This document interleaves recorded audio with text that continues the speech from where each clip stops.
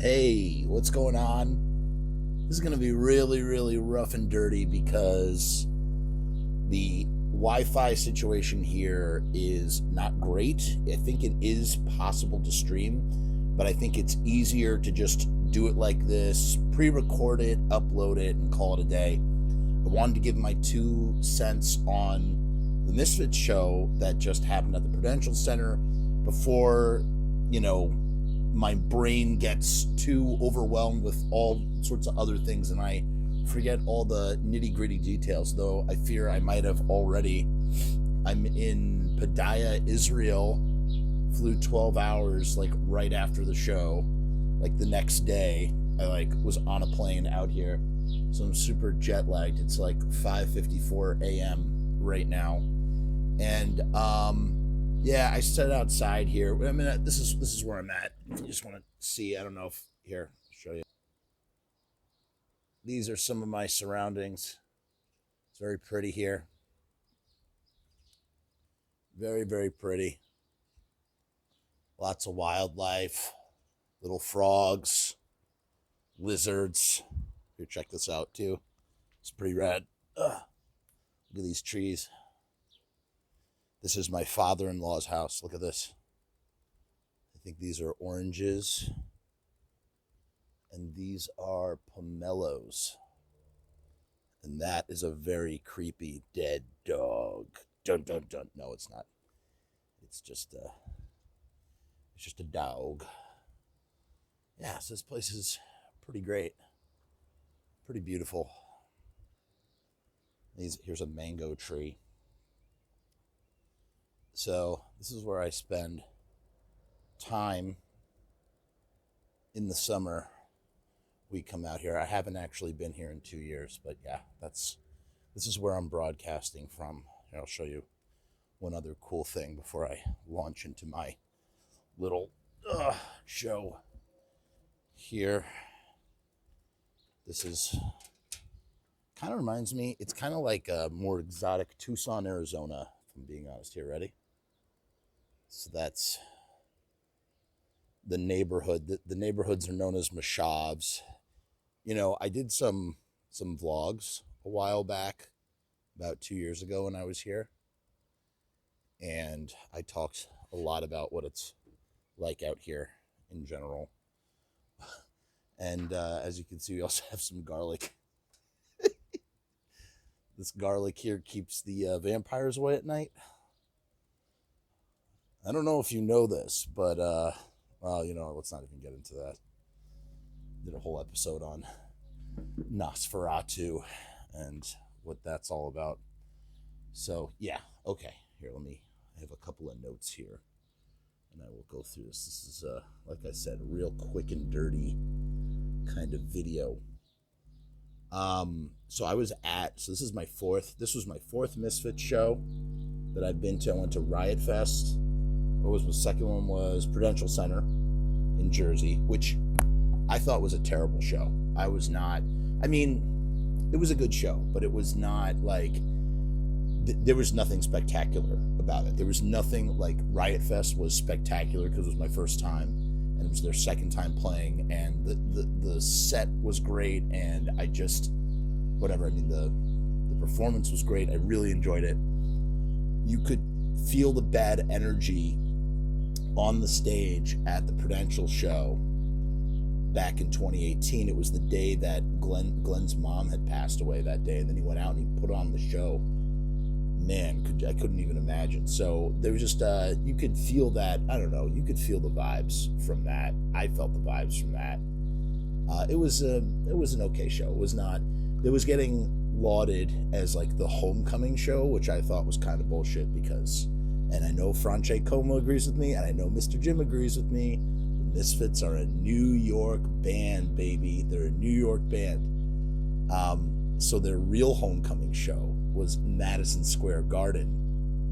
Playing Madison Square Garden. That was the highlight, and I was really so satisfied with that show that I was if you listen to my channel enough, you've heard me say this so many times. That was it. I was I don't need to see another Misfit show. I'm done. I'm good. That was the best. The Dam's opening. It's Halloween. It's New York City. They sound amazing. The set was great. I mean, what more could you really ask for? I was in the pit for all 3 of these shows. I was in the pit, and I always like to, champion how great the pit is, and it is great. I mean, I'm not saying the pit is not great. The pit is amazing. The pit is how you should always experience especially if it's your first Misfits show, if you can afford to be in the pit. Always got to put that asterisk. Some people, all they can afford is, the seats, the bleeders, the whatever, higher ups and whatnot. And this was the first time that I have ever sat for a Misfit show. I was somebody's guest. Shout out to you, if you know who you are. I was somebody's guest, and I was able to just sort of sneak out of where I was, and I went all first we went down to the floor. We watched Fear. I'm getting ahead of myself.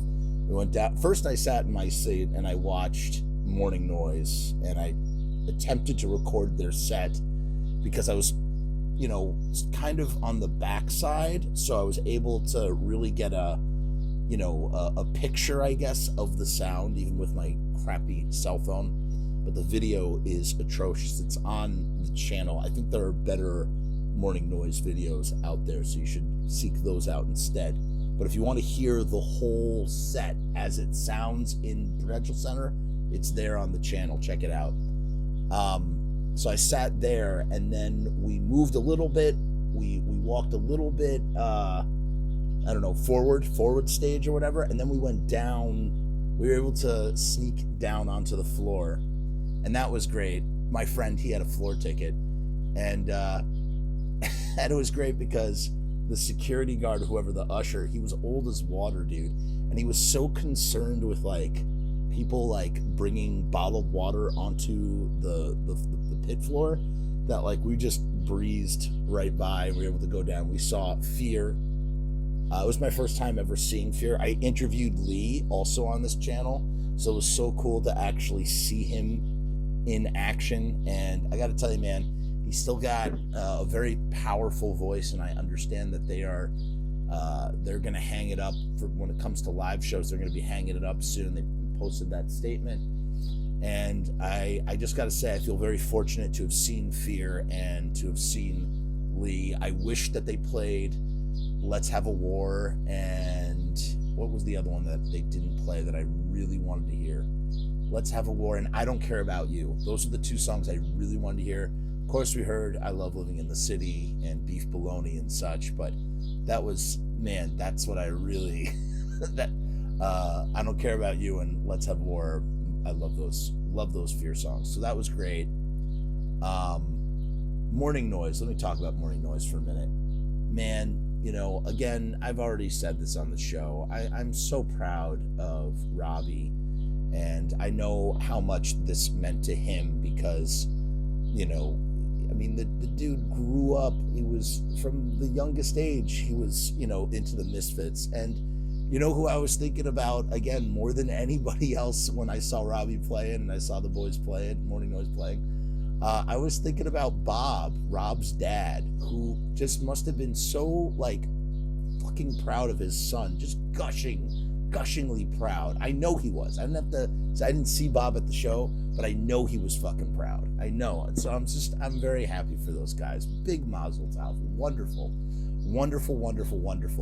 The band Mourning Noise, they sounded amazing. I caught them at their first reunion show, whenever that was. I think that was in late 2021, and adding Robbie into the mix and coming back as a band, the set was just, it was spectacular, man. They were a well-oiled machine, and I know that they, Robbie had told me they've been drilling the set, every single day, preparing, getting ready, and it shows, man. It really shows, and they crushed it. They rocked it. And what was great about the set too? They're the first opener, they did a solid 20 minutes, and that's all you need as an opener. Leave them hungry for more, you know what I mean? So they got in there, they pounded the set out, they didn't linger, and the crowd was very receptive. It was great, and that's the way it should be. That's the way it should always be. I feel like 20 minutes is like a really solid number for an opening set. It's perfect. It's really, really perfect. And I think maybe Fear did another 20-minute set. Maybe it was 30 minutes. I don't know. I wasn't really keeping count. I just had my eyes on. It was cool, man. Spit Sticks what an awesome drummer. I think he's the original. He's a founding member too. So it was great seeing Spit Sticks, and he has such a really weird drumming style. You know who else was great on the drums was Steve Zing, dude. I loved the opening song that Morning Noise played. It sounded it's like a new song, I guess. It's a very Sam Hain kind of feel to it. And the intro music, it all flowed. Also, shout out to friggin' Chris and Tommy K from Morning Noise as well. Just all you guys. You did a great job. So it was cool to see Spit Sticks as well, like I said, playing drums for the band. The Fear band, great band. Backing Lee, I guess. I don't know how they view themselves. It's like leaving, but it's Fear, but it's also like leaving. Leaving is Fear. Some would say that, although maybe Spit Sticks would disagree. Who knows? And then this band Gaslight, Anthem played, and I didn't know anything about the Gaslight Anthem, and I loved them. Loved their sound. They're like, what we were trying to figure out, I was sitting with my friend Rich, and we're trying to figure out, I've gone to 3 out of the 4 Misfit shows with Rich, or at least I'd seen him, cross paths with him. It was really good to hang out with Rich. Who was a dear old friend. We were trying to figure out, it was Bouncing Souls. He said the Replacements. I was saying they're the Bouncing Souls meets something else. Now it's going to bother me. It was some equation. I'm sorry this is not a live video. This would be better with a live audience. This is just, I feel like this is not very cohesive. I'm just trying to go through itemize all thing. I saw so many people. That was great too, man. And I said this in my little thing. It is so, what's great about Misfit shows and these shows and stuff? There's a whole online community of people who love this stuff. And then you're in person and you bump into people, you see people that, you see all kinds of people that you don't normally see in real life. You only see them online digitally. So that was amazing to just bump into so many people from like the group and stuff. I saw Irina who flew in from Finland. Brian, I'm gonna forget names. This is gonna suck. I'm gonna forget names. The band Grave Robber, Cody Crypt, and what was the? Wait a minute. Oh, it's on my phone. Damn it. The other band, Von something. I don't know. Their lead singer is the girl from All That. I was hanging out with them at Reds. I also saw Franche Coma, of course. I was like, Frank, we got to do this thing. So Frank and I, we talked about doing the show. It's going to happen with Frank. Frank, we got to make this happen. Saw Frank Jr., met his wife. Always good to see Frank Jr. Just bumped into so many just different people. People came up to me who watched the show and they say, hey, I love watching the show, and took a picture. I saw Jose from Misfit Central. Shout out to that dude. Yeah, just tons of people, man. Really, really, really cool. So we get into the show. So here's the thing. So I got onto the floor the first time, the pit, the first time, and I was like, all right, this is really cool. But we went back up after Fear. We went back up and just were hanging out. That's when I saw Robbie and Tanner, and who else? I just saw a bunch of people. And we made this decision right then and there. We found these really good seats off to the side. And I was like, you know what? I feel like an old fuck doing this, especially because I don't know if I'm going to see the Misfits again. This might be one of the last times, if not the last time that I see them. I don't know how many more times I'm going to do this. I'll tell you something. If I couldn't have gone the way that I went, then I wouldn't. It just whatever. It just I don't know. I don't know if I'll be able to do this again. But I kind of felt like an old fogey doing what I did. But I was like, damn. I think I'm just gonna sit for the show. I was like, I've never just sat and watched the show. I've always been in the pit. I've always been in the pit. And it's fun, and I love the chaos, and I've often said that it's like masturbation versus having sex. It's like sitting in the crowd, like sitting in the seats. It's like, I want to jump in. I want to jump into the action. And I definitely got a pang of that. For a few seconds, I got that pang. You know what I mean? I really, really, really wanted to do it. And then I was like, no, this is better. This is better. So I actually spent the entire show just sitting and watching the Misfits. That's it. That's all I did. I just sat and I took it in. I took in the full show. And it was a completely different new experience, because I was like, I wasn't, crashing into people and slipping around on the floor and screaming my head off. I was just like this the whole time. I was like this. And then, occasionally standing up and singing and yada, yada, yada. The set list was pretty much your standard fare that they've been doing since 2016. I'd say probably one of my biggest criticisms of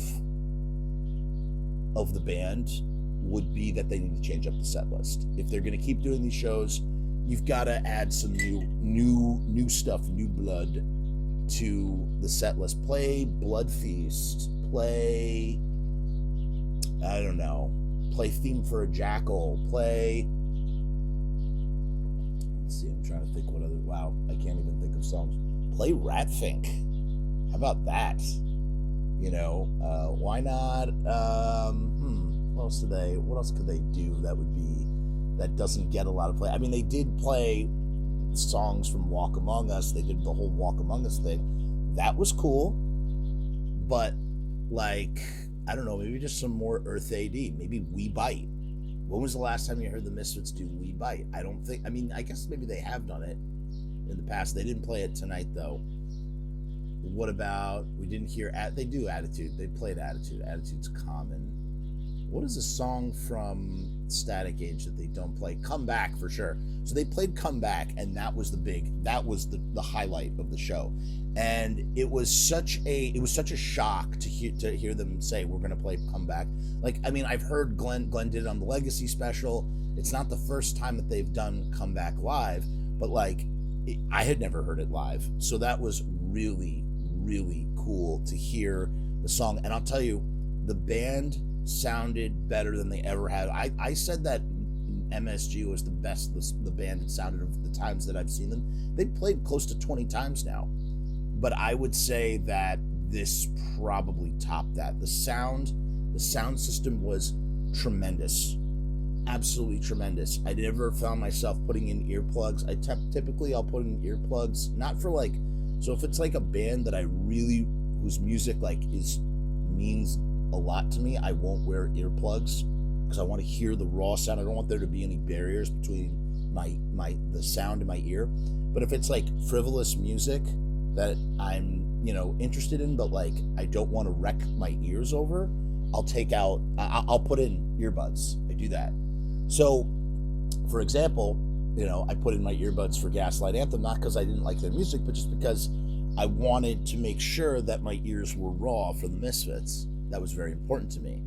And it started to get very loud towards the end. My ears started to it started to wear on them. But the sound system was so great, and I got shout out to the live mixer too, because as it became made aware to me, Doyle kept turning up his amp, and it was feeding back. There was some feedback. I wasn't sure where it was coming from, and then I learned that it was Doyle's amp that was causing the feedback, and I was just thinking about the live sound engineers that have to react to that in real time.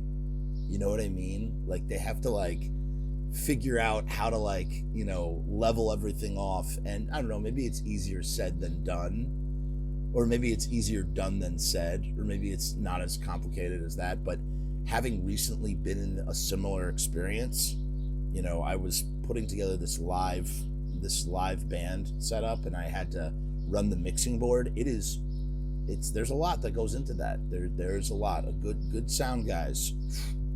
So, you know, reacting to that in real time, making sure everything sounds good. And it's like you have Doyle working against you because he's cranking up his amp so that it's louder in the mix. Interesting observations about that as well, but whatever. Not neither here nor there. But the band sounded amazing. Glenn's voice sounded pristine. I mean, just, you know, this guy is, well, wait a minute. Glenn is 30 years older than me. So I'm 37. Glenn's 67 years old. This dude is 67 years old, just fucking out there like he's a teenager, ripping it up, giving 138%. I mean, Jerry too, all of them, obviously, but like, I was amazed. I was amazed by Glenn's stamina. I expect that from Jerry, but I feel like Jerry's just in general in better shape than Glenn. So to see Glenn like just firing on all cylinders, I was blown away by Glenn. I really was. And I was blown away. I mean, listen, Jerry, with all his gear on, he's running like a marathon back and forth across the stage. I've said this so many times. I've seen Danzig and Doyle live, and it's great, and I love those shows too. But what makes it the Misfits is having Glenn and Jerry together on that stage. Jerry doing backing vocals, which is my favorite vocal of Jerry, period. When it comes to backing vocals, there's no better backing vocalist than Jerry Only. He is the ultimate back. He probably doesn't want to think that, or he probably would disagree, but when it comes to backing vocals, I mean, Jerry, he just comes in a pinch, man. He just knows how to thicken. He thickens everything in the most perfect way. So that was great. And Doyle was on top of those leads. He was on top of the leads. He was, I don't know, Doyle seemed like he was in a bit of a sour mood, to be honest, a little bit. I mean, listen, Jerry this was touching. Jerry was like, I was hoping my mom could be here tonight for one more show. And usually when someone says that, it sounds like Jerry and Doyle's mother is sick, and I'm very sorry to hear that. And seriously, I send my prayers and my thoughts with the Kayafa family, because that's such a bummer, dude. That's a real bummer. But he said something along the lines of like, I wish my mom could make it for the show. It wasn't in the cards. I'm paraphrasing here, something like that. And I dedicate this to her, and he dedicated "Mommy, Can I Go Out and Kill Tonight" to his mother. That was great. So maybe that's why Doyle was kind of in a bad mood on the stage. I can imagine, what's going through his head. Who knows? And they launched into it, and it was, man, that was a highlight. That was a highlight. Jerry only broke 2 basses, man. I was surprised. Usually, he goes crazy with it, and I was wondering in my head, I was like, does it have to do with the Prudential Center? Is it like a liability? And I guess that wasn't the case. And he just broke 2 basses. One thing that I noticed he doesn't throw the pieces into the crowd. That could be a liability issue. But I was kind of like, he just like throws them on the stage, and it feels very like, if you're going to go all out and break the pieces, you got to throw them into the crowd, dude. But I guess that's also kind of dangerous. But he's done it. How many times has he done it? He just lobbed it in there. He just throws it onto the stage, and it's like I don't know, it's like a sour note on this really awesome thing that he does. And the way that he breaks his basses, sometimes he throws them up in the air, he cracks them over his knee, but this time he took his hand and he punched the bass, and it broke in 2. So that was funny.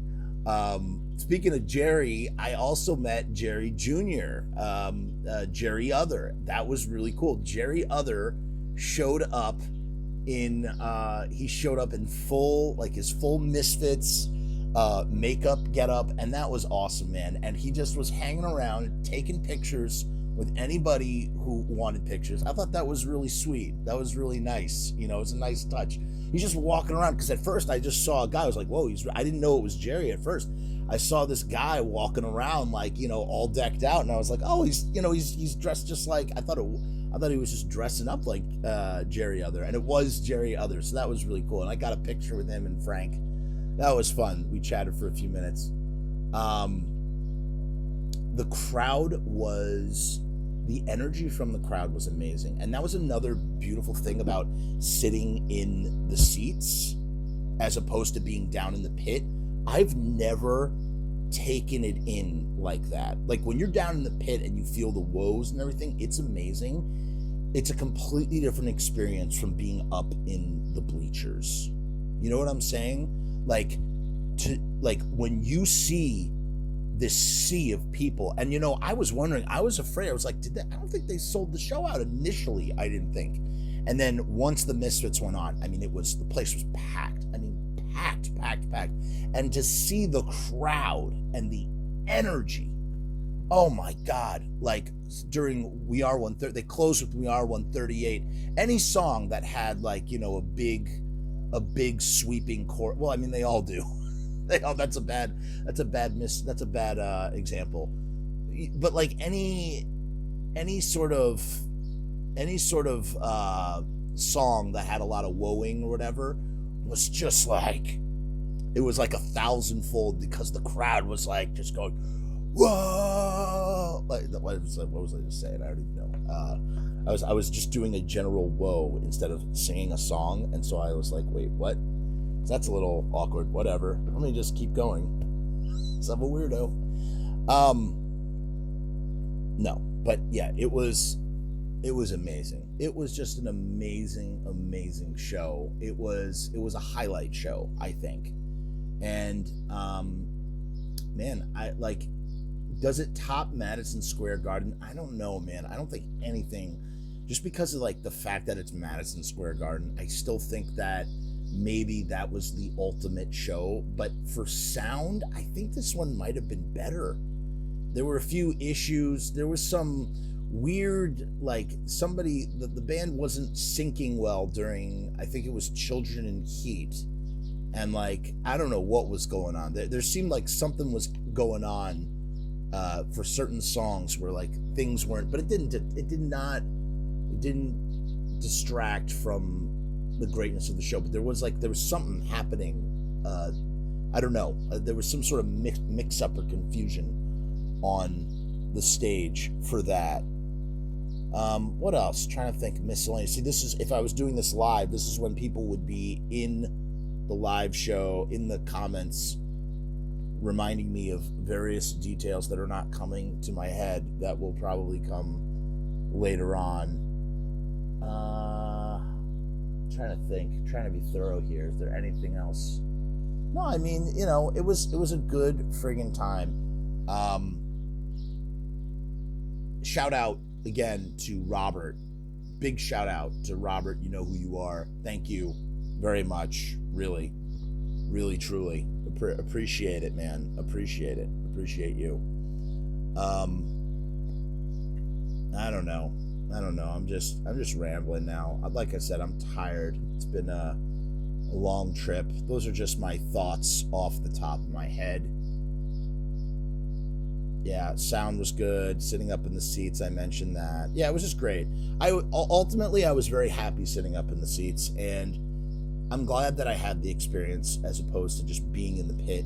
The pit is the pit, and nothing can substitute it. But it's like there's something about just like taking in the show and like actually watching what is happening as opposed to being in the chaos. Like when you're in the pit, you're with like the crowd, and like the crowd is as much a part of the show as the band. But when you're up in the seats, it's like you're slightly removed from that, so you can really just sort of take everything in and enjoy it. And like I said, the best part of these shows, besides seeing the band and seeing how great things are, is you get to, you know, converse and meet all the people that you normally see online. You don't normally get to, you know, you hang out online, but you don't get to hang out in person. So that's really nice to be able to do that. It makes everything extra special. So it was great to meet everybody that I met. I don't know what my broadcasting schedule is going to be like out here. I will say this: we have so there's going to be another episode of there's going to be a super special secret show that will be live. That's going to be coming down the pike. I can't tell you more details. I'm waiting on someone, and they know who they are. I'm waiting for them to tell me that they offered to help make the show even better than it was going to be. So I was like, all right, let's wait, and we'll do this proper, the way that it should be. So that's coming. Additionally, Grim Tales. We've had Tank on, and we've talked about his time with the 95 Misfits.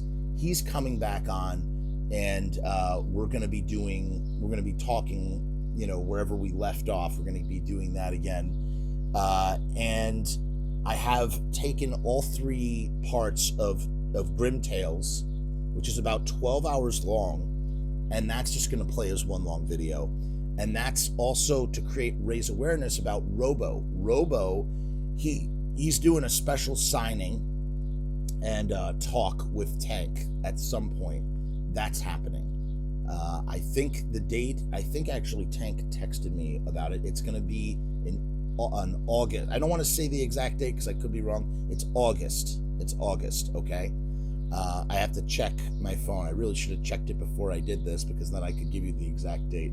But don't worry, we'll put it with the Grim show. We'll put it on with the Grim show, and you'll see when that is happening. And so keep your eyes peeled for that. And then I'll probably have some reruns, some clips. I'm just gonna hang out. Oh, and I'm gonna broadcast. I'm not gonna broadcast, but I'll definitely be sharing little vlogs. We'll call them vlogs. So they're not shows. They'll just be vlogs of anything interesting. Maybe you'll care, maybe you won't. This was not the best review. This was just really cobbled together, but I'm tired. Can only do so much. A lot going on. So, all right. We'll have it more together next time. So until then, peace, hair grease, you know all the rest.